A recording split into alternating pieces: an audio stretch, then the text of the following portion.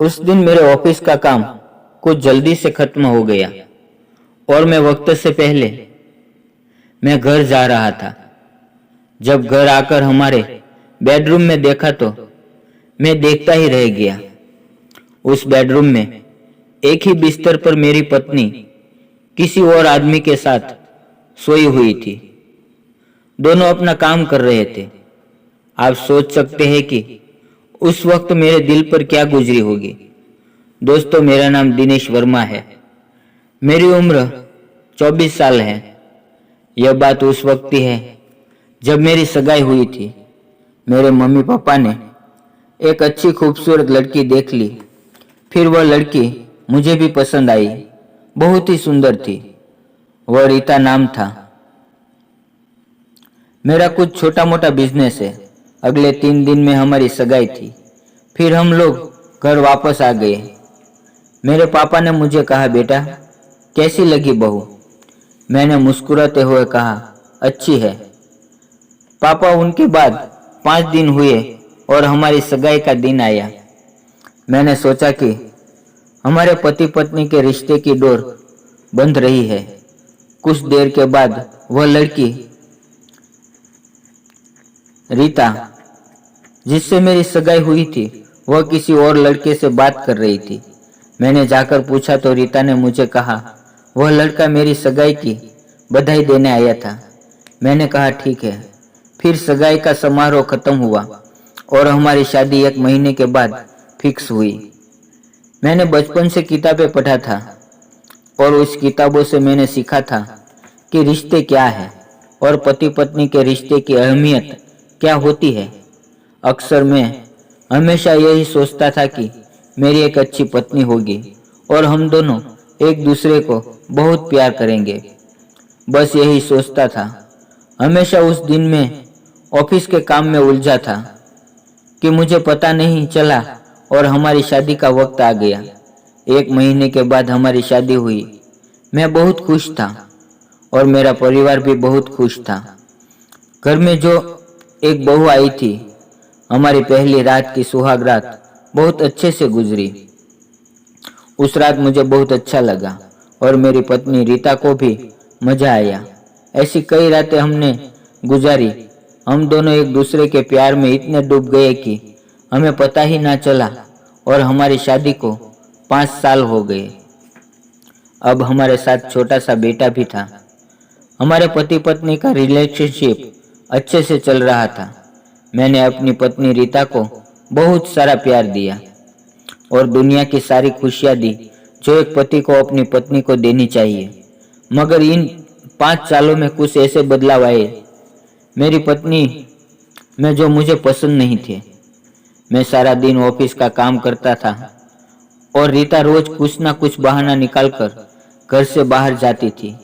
मैंने उससे कई बार पूछा कि रीता, तुम रोज कहाँ जाती हो और तुम्हें आने में सारा दिन क्यों लग जाता था? तो रीता मुझसे झगड़ती और कहती कि दिनेश, तुम मुझ पर शक कर रहे हो? मैं घर के काम को लेकर बाहर जाती हूँ। मुझे कोई शौक नहीं है घर से बाहर जाने का। और रीता गुस्सा होती। फिर मुझे बहसबाजी करना पसंद नहीं था। रीता के प्यार में कुछ बदलाव आए। अब वह पहले जैसी नहीं रही। वह बिल्कुल बदल चुकी थी। मेरे मम्मी पापा 3 महीने के लिए दिल्ली चले गए थे। मैं सुबह उठकर ऑफिस चला जाता और मेरी पत्नी सारा दिन अकेली घर में रहती। 1 हफ्ता बीत गया था। मम्मी पापा को गए, मगर एक दिन ऐसा आया कि मेरी जिंदगी बर्बाद हो चुकी थी। उस दिन मेरी ऑफिस का काम कुछ जल्दी से खत्म हो गया और मैं वक्त से पहले घर जा रहा था। जब घर आकर हमारे बेडरूम में देखा तो मैं देखता ही रह गया। उस बेडरूम में एक ही बिस्तर पर मेरी पत्नी किसी और आदमी के साथ सोई हुई थी। दोनों अपना काम कर रहे थे। आप सोच सकते हैं कि उस वक्त मेरे दिल पर क्या गुजरी होगी। फिर दोस्तों, मैंने गुस्से होकर दोनों को पकड़ा और उस आदमी को मारा। और कोई नहीं, जो पहली बार हमारी सगाई में जो लड़का मेरी पत्नी से बात कर रहा था, वह लड़का था और आज मेरे घर में घुस आया था। फिर मैंने सोचा कि उस आदमी को ही खत्म कर दूं, मगर वह भाग गया। फिर मैं अपनी पत्नी पर टूट पड़ा और रीता को पकड़कर 3 से 4 थप्पड़ मार दिए। मैंने कहा, रीता, तुम्हारा ऐसा चेहरा मैंने कभी नहीं देखा। क्या मेरा प्यार कम था जो तुम ऐसी कब से हो गई? मैंने तुमको इतना प्यार दिया और तुमने मुझे धोखा दिया। शर्म नहीं आई तुम्हें? फिर जो उसने कहा वो सुनकर मेरे पैरों तले से जमीन खिसक गई। फिर मुझे एहसास हुआ कि औरत को इतना प्यार करना ही नहीं चाहिए। उसने कहा कि दिनेश, तुम मुझे क्या समझते हो? क्या मैं तुमसे प्यार करती नहीं? उस आदमी से मैं हमारी शादी से पहले से प्यार करती हूँ। और पता है, जब हमारी सगाई हुई तो वह लड़का मेरे पास आया था। वो खुद नहीं आया था, पर मैंने बुलाया था। यह कहने के लिए बुलाया था कि मैं शादी कर रही हूँ, तुम वहाँ आते रहना, मैं तुम्हें मिलती रहूँ और तुम्हें पता ही ना चले, और हम दोनों हमेशा मिलते रहे। रीता बोल रही थी और मैं सुनता रहता था। मेरी आंखों से आंसू निकल रहे थे। मेरी जिंदगी के सारे सपने टूट चुके थे। फिर मैंने कहा, रीता, तुम किसी और से प्यार करती थी तो तुमने मेरे साथ शादी क्यों की? मेरी जिंदगी बिगाड़ने के लिए?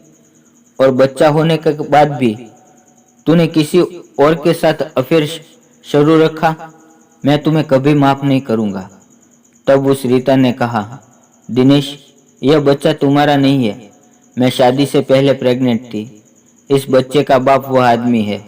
रीता की सब बातें सुनकर मैं अपनी पत्नी को अपनी जिंदगी से निकाल दिया और उसे पुलिस के हवाले कर दिया। फिर पुलिस ने मेरे पास सबूत मांगा। मेरे पास तो कोई सबूत नहीं था, मगर एक सबूत था, उसे सजा दिलवाने का। मैं हमेशा अपने बेडरूम के अंदर सीसीटीवी कैमरा लगा के रखता था, परंतु अपने बिजनेस के काम की वजह से वह रिकॉर्डिंग चेक नहीं करता था।